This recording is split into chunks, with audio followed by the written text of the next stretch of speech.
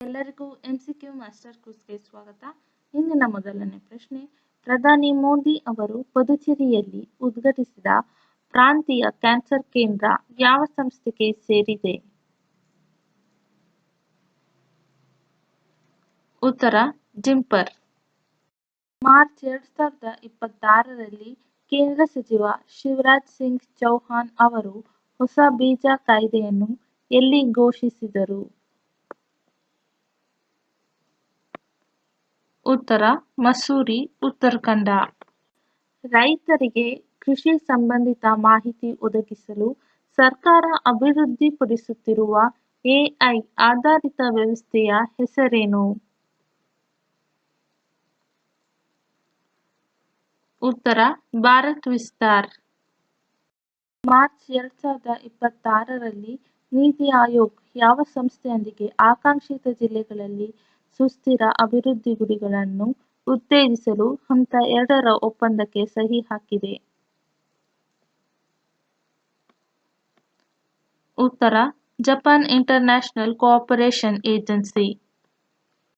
B ಸಂಸ್ಥಾಪನಾ ದಿನದಂದು ಗ್ರಾಹಕರಿಗೆ ಉಪಕರಣಗಳ ವಿದ್ಯುತ್ ದಕ್ಷತೆ ತಿಳಿಯಲು ಬಿಡುಗಡೆ ಮಾಡಿದ ಮೊಬೈಲ್ ಅಪ್ಲಿಕೇಶನ್ ಯಾವುದು? ಉತ್ತರ ಬಿ ಸ್ಟಾರ್ ಲೇಬಲ್ ಆಪ್. ಇಂಧನ ದಕ್ಷತೆಯನ್ನು ಒಳಪಡಿಸಲು ಪ್ರಾರಂಭಿಸಲಾದ RCO ಪೋರ್ಟಲ್ನ ಪೂರ್ಣ ರೂಪವೇನು? ಉತ್ತರ ರಿನ್ಯೂಯಬಲ್ ಕನ್ಸಂಪ್ಷನ್ ಒಬ್ಲಿಗೇಷನ್. ಮಾರ್ಚ್ 2026ರಲ್ಲಿ Mi2Y ಬಿಡುಗಡೆ ಮಾಡಿದ ಎಲೆಕ್ಟ್ರಿಕಲ್ ವಾಹನಗಳ ಹೊಸ ಡ್ರೈವ್ ಸಿಸ್ಟಮ್ನ ಸಾಮರ್ಥ್ಯ ಎಷ್ಟು? ಉತ್ತರ 30 ಕಿಲೋವ್ಯಾಟ್ಸ್.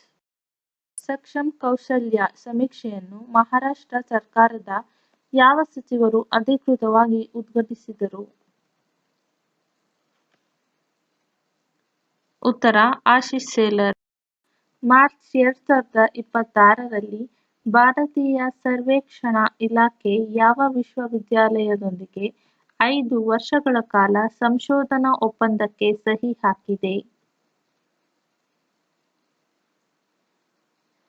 ಉತ್ತರ ಕೇರಳ ಡಿಜಿಟಲ್ ವಿಶ್ವವಿದ್ಯಾಲಯ. ಮಾರ್ಚ್ 2, 2026ರಂದು ಭಾರತದ ಮೊದಲ AI ಚಾಲಿತ ಸಕ್ಷಮ್ ಕೌಶಲ್ಯ ಜನಗಣತಿಯನ್ನು ಎಲ್ಲಿ ಪ್ರಾರಂಭಿಸಲಾಯಿತು?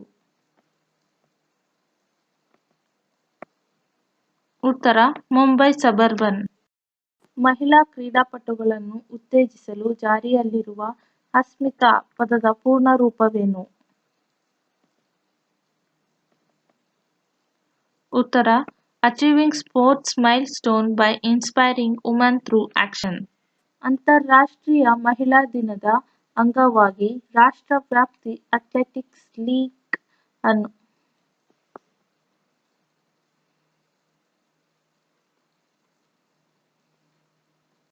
ಇಂಡಿಯಾ ANX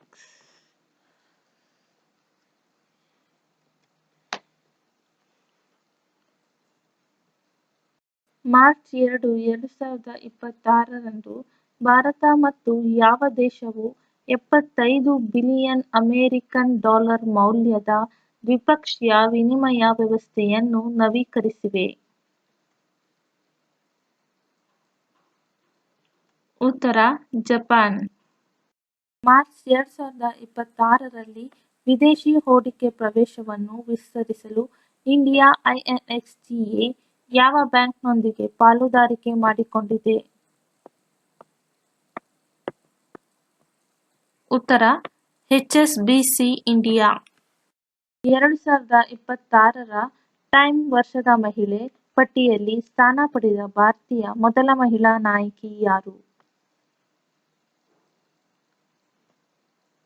ಉತ್ತರ ಸಫೀನಾ ಹುಸೇನ್. ಭಾರತೀಯ ನಿವಾಸಿಗಳು ವಿದೇಶದಲ್ಲಿ ಹೂಡಿಕೆ ಮಾಡಲು RBI ಅನುಮತಿಸಿರುವ ಯೋಜನೆಯ ಹೆಸರೇನು? ಉತ್ತರ ಉದಾರೀಕೃತ ಹಣ ರವಾನೆ ಯೋಜನೆ. ಮಾರ್ಚ್ 2026ರಲ್ಲಿ ನವದೆಹಲಿಯಲ್ಲಿ ಮಹಾತ್ಮ ಎ ಗ್ರೇಟ್ ಕಮ್ಯುನಿಕೇಟರ್ ಪುಸ್ತಕವನ್ನು ಬಿಡುಗಡೆ ಮಾಡಿದ ಕೇಂದ್ರ ಸಚಿವರು ಯಾರು? ಉತ್ತರ ಡಾಕ್ಟರ್ ಮನ್ಸುಖ್ ಮಾಂಡವಿಯಾ. ಮಾರ್ಚ್ 3, 2026ರಂದು ಭಾರತೀಯ ರಕ್ಷಣಾ ಸಚಿವಾಲಯವು ಯಾವ ದೇಶದೊಂದಿಗೆ ಶೀಲ್ಡ್ ಕ್ಷಿಪಣಿಗಳ ಖರೀದಿಗಾಗಿ 2,182 ಕೋಟಿ ಒಪ್ಪಂದಕ್ಕೆ ಸಹಿ ಹಾಕಿದೆ? ಉತ್ತರ ರಷ್ಯಾ. ಆಪರೇಷನ್ ಸಂಕಲ್ಪವನ್ನು ಭಾರತೀಯ ನೌಕಾಪಡೆಯು ಮೊದಲ ಬಾರಿಗೆ ಯಾವ ವರ್ಷದಲ್ಲಿ ಪ್ರಾರಂಭಿಸಿತು? ಉತ್ತರ 2019. ಭಾರತೀಯ ನೌಕಾಪಡೆಯು ವ್ಯಾಪಾರಿ ಹಡಗುಗಳ ರಕ್ಷಣೆಗಾಗಿ ನಡೆಸುತ್ತಿರುವ ಆಪರೇಷನ್ ಸಂಕಲ್ಪ ಪ್ರಮುಖವಾಗಿ ಯಾವ ವಲಯದಲ್ಲಿ ಕೇಂದ್ರೀಕೃತವಾಗಿದೆ? ಉತ್ತರ ಹಿಂದೂ ಮಹಾಸಾಗರ ಮತ್ತು ಏಡನ್ ಕೊಲ್ಲಿ. 2026ರಲ್ಲಿ ಉಡಾವಣೆಯಾಗಲಿರುವ ಭಾರತದ ಮೊದಲ ಮಾನವ ಸಹಿತ ಬಾಹ್ಯಾಕಾಶ ಮಿಷನ್ ಗಗನಯಾನದಲ್ಲಿ ಬಳಸಲಾಗುವ ರಾಕೆಟ್ ಯಾವುದು? ಉತ್ತರ LVM-3. ಇಸ್ರೋ ಅಭಿವೃದ್ಧಿಪಡಿಸುತ್ತಿರುವ ಪುಷ್ಪಕ್ ಎಂಬುದು ಯಾವ ರೀತಿಯ ವಾಹನವಾಗಿದೆ? ಉತ್ತರ ಮರುಬಳಕೆ ಮಾಡಬಹುದಾದ ಲಾಂಚ್ ವೆಹಿಕಲ್. ರಾಕೆಟ್ ಉಡಾವಣೆಯು ನ್ಯೂಟನ್ನ ಯಾವ ಚಾಲನೀಯ ನಿಯಮದ ಮೇಲೆ ಆಧಾರಿತವಾಗಿದೆ? ಉತ್ತರ ಮೂರನೇ ನಿಯಮ. ವಿಶ್ವದ ಮೊದಲ 3D ಪ್ರಿಂಟೆಡ್ ರಾಕೆಟ್ ಎಂಜಿನ್ ಅನ್ನು ಯಶಸ್ವಿಯಾಗಿ ಪರೀಕ್ಷಿಸಿದ ಭಾರತೀಯ ಬಾಹ್ಯಾಕಾಶ ಸ್ಟಾರ್ಟ್ ಅಪ್ ಯಾವುದು? ಉತ್ತರ ಅಗ್ನಿಕುಲ್ ಕಾಸ್ಮೋಸಿಸ್.